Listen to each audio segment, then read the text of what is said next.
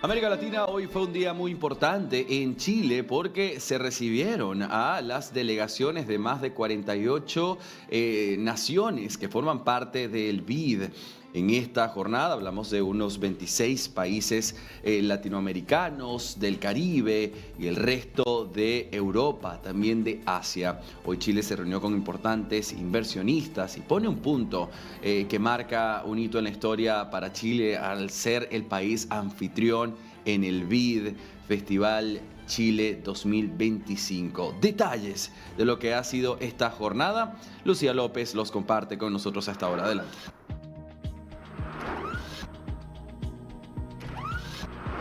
Bueno, estamos aquí en la jornada inaugural de la Asamblea de Gobernadores del BID. Decimos inaugural, lo hemos comentado antes, porque después de 2 días de foros de altísimo nivel y muy buenas conversaciones muy interesantes en torno a las tendencias respecto de cómo invertir, cómo pensar la inversión y con qué énfasis, con qué focos para que esta inversión sea sostenible y en particular con foco para nosotros en América Latina, se han reunido ya a partir de esta jornada las delegaciones oficiales de los gobiernos de los países para avanzar en los acuerdos. Durante este fin de semana hay conversaciones, negociaciones para avanzar en acuerdos. Y parte de los acuerdos que no solamente se van a dar cita en el marco de esta asamblea anual, sino que en lo que va del año hacia adelante, se relaciona también con quien lleve esas conversaciones durante todo este periodo, y me refiero a quien asumió hoy día la presidencia de la Asamblea de Gobernadores del BID, el ministro de Hacienda chileno Mario Marcel, que se encuentra con nosotros aquí conversando cuando ya vemos que la jornada prácticamente ha cerrado. Le agradecemos que al término de este día usted tenga un tiempo para conversar con toda Latinoamérica respecto de hacia dónde avanzan las conversaciones precisamente que son reservadas, la de las delegaciones oficiales, cuáles son las estrategias para un desarrollo sostenido, como decía usted, de América Latina. Muchas gracias por estar acá. Bueno, muy bien, muchas gracias por este espacio. Bueno, en realidad las reuniones del BID empezaron a fines de la semana pasada, solo que empezaron en la ciudad de Punta Arenas, en el extremo sur de Chile, con un foro de autoridades locales y regionales de todos los países de la región, y luego fue seguido por un foro de inversionistas también en Punta Arenas. Donde la idea era, ¿cierto?, discutir, conversar sobre inversiones sostenibles, inversiones con propósito, como se dijo en esa reunión, entre las cuales están las energías renovables, el hidrógeno verde, etcétera. Bueno, esta es una reunión que en parte tiene que ver con la implementación de los acuerdos de la reunión anterior. En la reunión anterior, que fue en Punta Cana el año pasado, más o menos en la misma época, se acordó una capitalización de BID Invest, que es el brazo del grupo BID que trabaja con el sector privado. Ahora en la primera parte de estas reuniones de hoy, se ha constatado que ya una proporción muy alta de los países ya han suscrito sus compromisos de aportes de capital para BID Invest, así que muy pronto vamos a tener ya los recursos para que se pueda escalar la actividad de esta parte del grupo BID, que para nosotros en Chile es bien importante porque Chile es el país que ha recibido un mayor flujo de créditos hacia organismos, hacia entidades privadas para objetivos de desarrollo. ¿Podría aprovechar de explicarnos un poquito más de eso? Y se lo menciono porque en distintas partes de Latinoamérica la discusión en torno a la deuda, por ejemplo, a los créditos, se genera en un ruido comunicacional, quizás político, que no permite comprender también cómo funcionan estas negociaciones, cómo funciona la suscripción de estos acuerdos y de qué manera esos dineros son invertidos sin necesariamente convertirse en una deuda que queda para las próximas generaciones. Claro, bueno, en el caso del sector privado, que es lo que conversábamos recién, eso no es deuda pública, obviamente, es deuda de entidades Claro. privadas. Aquí, por ejemplo, en Chile hay proyectos con bancos que intermedian recursos hacia pequeñas empresas, hay proyectos de infraestructura concesionada que ha recibido financiamiento del BID, el ejecutor privado. En lo que se refiere a la parte pública, en general, ¿cierto? Los créditos de organismos internacionales son parte del financiamiento fiscal pero no determinan el financiamiento fiscal, sino que en el fondo los gobiernos tienen la posibilidad de decidir de qué fuente van a generar ese financiamiento. En países como Chile, como Panamá, que tenemos grado de inversión, podemos emitir bonos en los mercados internacionales o también en los mercados locales, hay una parte mayoritaria del financiamiento que proviene de los bonos, pero también, ¿cierto?, cuando hay proyectos de los organismos financieros internacionales que agregan valor, ya sea por transferencia tecnológica, expertise, conocimiento, etcétera, vale la pena, ¿cierto?, también dentro de ese financiamiento que una parte de esto provenga de estos organismos internacionales. Perfecto. Quisiera hablar ahora de un concepto, igual son términos técnicos, nosotros vamos a una audiencia amplia, estamos tratando de también poder bajar estas conversaciones de alto nivel para poder entenderlas más y quizás algo que sí se relaciona con lo que estamos viendo habitualmente en las informaciones tiene que ver con una palabra, un concepto que usted aplicó, que es la idea del desarrollo sostenido, mezclando desarrollo sostenible con inclusión. Y nos remonta a conversaciones que hemos tenido también esta semana acá, en la que hemos hablado con otras autoridades del BID o de otros países, sobre, por ejemplo, el BID impulsando sistemas de cuidado, o el BID impulsando medidas que mitiguen o que tomen en cuenta el cambio climático, la crisis climática, para que las inversiones sean mejores. La conversación sobre el medio ambiente, el cuidado del medio ambiente, la conversación sobre políticas sociales como los sistemas de cuidado, forma parte hoy día de las conversaciones de negocio. ¿Por qué? Bueno, usted dio dos buenos ejemplos, tanto de sostenibilidad medioambiental como de inclusión. ¿Y por qué esto es importante? Porque cuando ¿cierto? El crecimiento no toma en cuenta elementos de sostenibilidad, es posible que se generen crisis ambientales, ¿cierto? O cuestionamientos muy profundos a proyectos de inversión que lleven a la paralización de los mismos. Por ejemplo, ayer estaba conversando con mi colega de Panamá, donde hay una mina de cobre que hace ya un buen tiempo, más de un año, que está paralizada justamente por conflictos ambientales, hubo movilizaciones en contra, ¿cierto?, del funcionamiento de esa mina. Y cuando estamos hablando de inclusión social, pensemos el mismo tema de cuidados que usted menciona, porque ¿qué es lo que pasa? ¿Cómo se resuelve el tema de los cuidados de manera tradicional? Se resuelve dentro de la familia y muchas veces cargándole la mano a un integrante de la familia que normalmente es una mujer. Bueno, nosotros tuvimos en la época del COVID-19, tuvimos la experiencia de cientos de miles de mujeres que abandonaron el mercado del trabajo para cuidar a niños pequeños, adultos mayores, porque no estaban, ¿cierto?, las instituciones que podrían haber apoyado en ese sentido, una sala cuna, un jardín infantil, etc. Y eso tiene un costo grande, porque, ¿cierto?, la participación de las mujeres en el empleo remunerado es algo que contribuye al crecimiento, que contribuye a que los frutos del crecimiento se distribuyan mejor.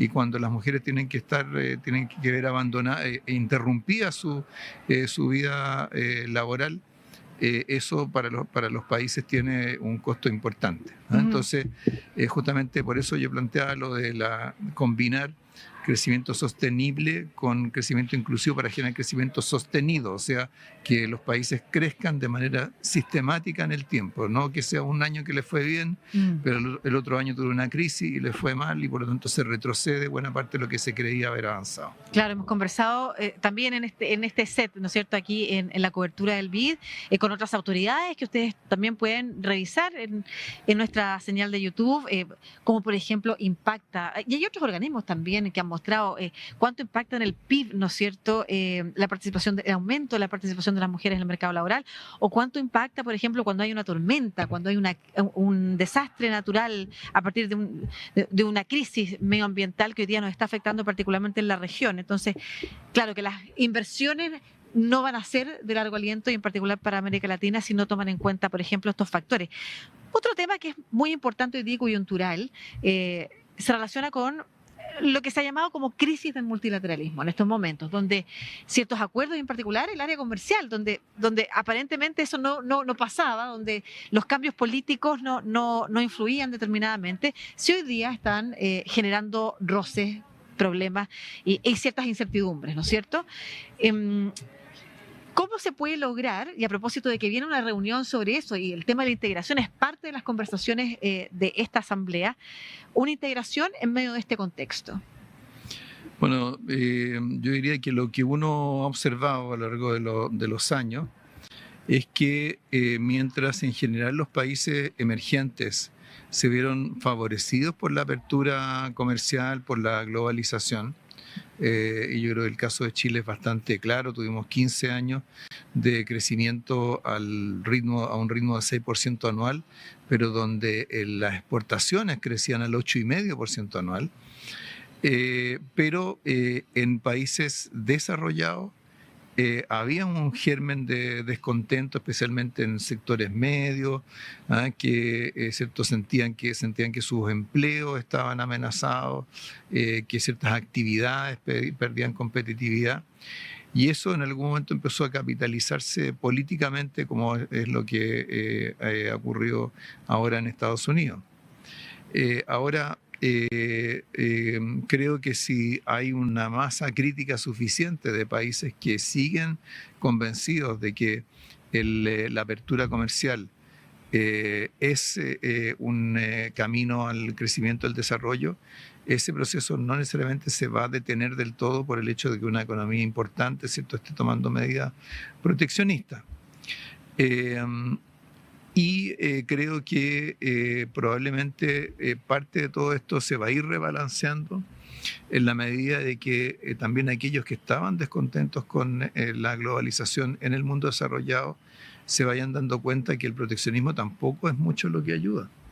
Porque pensemos que los aranceles son un impuesto a la importación que lo paga el comprador, o sea, lo paga el consumidor del país que impone los aranceles, lo pagan las empresas de ese país, y por lo tanto de ahí a que haya una recomposición de la actividad y se generen nuevas inversiones en esos países, va a pasar mucho más tiempo. El impacto más inmediato va a ser el aumento de los costos, el aumento de los precios. Y eso yo creo que ya en cierta medida se comienza a observar, creo que eso va a ayudar a temperar un poco ¿cierto? Esta dinámica tan compleja que hemos tenido en los últimos 2 meses, pero vamos a tener un periodo de incertidumbre importante, y cuando hay incertidumbre es importante las convicciones que uno tiene, y creo que por lo menos en el caso de Chile, nuestra convicción es que una economía como la nuestra, que es una economía pequeña, ¿cierto?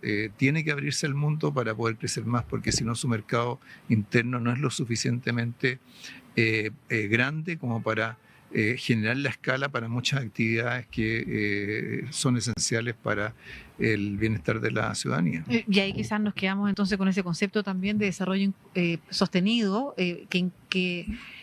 que se relaciona con la inclusión de los sectores que estaban más desfavorecidos y que hoy día son los que inclinan la balanza hacia gobiernos o discursos que prometen soluciones que no van a ser tales, según lo que usted augura, porque como usted señalaba, vienen de un malestar. Solo para cerrar, ministro, porque entiendo además que se tiene que ir ahora a la recepción, ¿cómo espera terminar este fin de semana de reuniones de negocios en el marco de los acuerdos? Nos imaginamos que los gobiernos también vienen acá con sus necesidades, pero también con sus problemas, con sus propios desafíos. ¿Cuáles son los acuerdos más importantes para ustedes cerrar durante este fin de semana? Bueno, junto con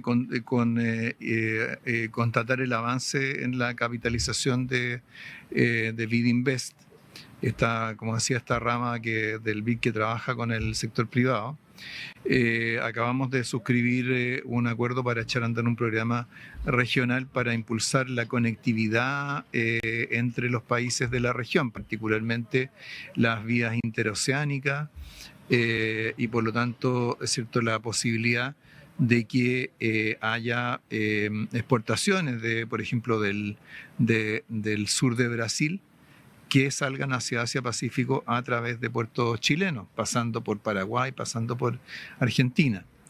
Entonces, hemos tenido ahí un acuerdo que lo firmamos todos los países involucrados en Sudamérica, liderados por Brasil, participó también Argentina, Uruguay, Paraguay, Perú, Ecuador, Bolivia, Surinam, Guyana. Vamos a firmar también mañana un acuerdo para un programa también regional de apoyo mutuo y de cooperación en temas ligados a desastres naturales, orientado a mejorar la preparación de nuestros países para enfrentar y prevenir desastres naturales y también para cooperar cuando hay que enfrentar emergencias. Eso, bueno, nosotros en Chile sabemos mucho de eso, no solo por los terremotos, sino que por todos los incendios forestales que hemos tenido en los últimos años, originados en buena medida por el cambio climático. Vamos también a avanzar en temas que tienen que ver con la gestión interna del banco, las características de sus proyectos, de sus productos financieros. Y por supuesto vamos a intercambiar visiones sobre cuáles son los desafíos que se nos plantean y cómo, como América Latina y Caribe, nos podemos preparar mejor para un periodo que va a ser difícil, que va a ser desafiante, pero donde, como decía hace un rato, las convicciones que podamos tener y lo que podamos cooperar entre nosotros nos puede ayudar a que sea más fácil de un mar con mucho oleaje, pero más fácil de navegar. Claro. O la analogía del marinero, que ya la pusieron acá también sobre la mesa otros entrevistados, que nadie se ha convertido en un marinero experto sin pasar por un mar bravo. ¿Tiene oportunidades Latinoamérica? Tiene oportunidades porque América Latina es rica en recursos naturales que hoy día son demandados en el mundo. Se habla mucho de los minerales críticos, de las energías renovables, del hidrógeno verde, de los alimentos. En todo eso, América Latina tiene ventajas comparativas importantes y las puede aprovechar para impulsar su crecimiento futuro. Muchas gracias, ministro de Hacienda chileno, Mario Marcel, además presidente por todo este periodo de la Asamblea de Gobernadores del BID, por esta conversación con toda Latinoamérica a través de DNews. Muchas gracias. Muy bien, gracias a usted. Adelante.